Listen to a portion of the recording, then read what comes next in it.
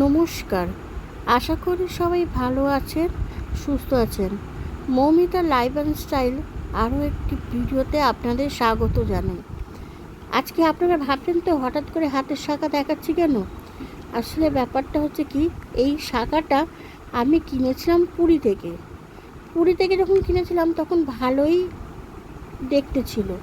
তারপরে দেখছি আস্তে আস্তে শাঁখাটা ব্যবহার করার সঙ্গে সঙ্গে শাঁখার এই জায়গাগুলো কালো হয়ে গেছে।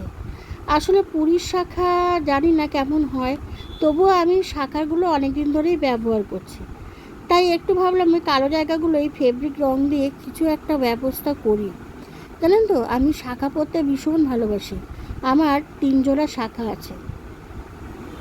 যাই হোক, দেখুন শাঁখাগুলো রং করার পর কেমন লাগছে। ফেব্রিক কালার দিয়েই করলাম। একটু আমি ভালো কালার করতে পারি না, তবুও করলাম।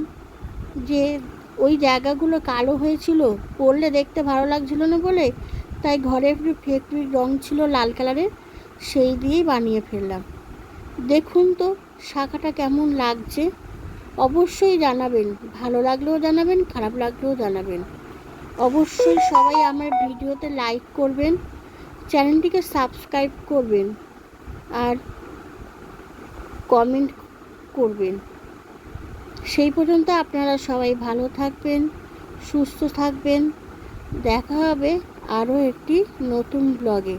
আর হ্যাঁ, শাঁখাটা আমার কেমন লাগছে সেটা কিন্তু অবশ্যই জানাবেন। এরপরে আমার আরও 2 জোড়া শাঁখা আছে, সেই শাঁখাগুলোও আপনাদেরকে দেখাবো। আমি শাঁখা পরতে খুব ভালোবাসি, আর শাঁখা আমার ভীষণ একজন প্রিয় জিনিস।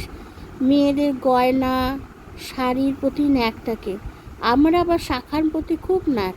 আমি সুন্দর শাঁখা দেখলেই কিনি আর পরি। চলো, এই পর্যন্তই শেষ করলাম, টাটা।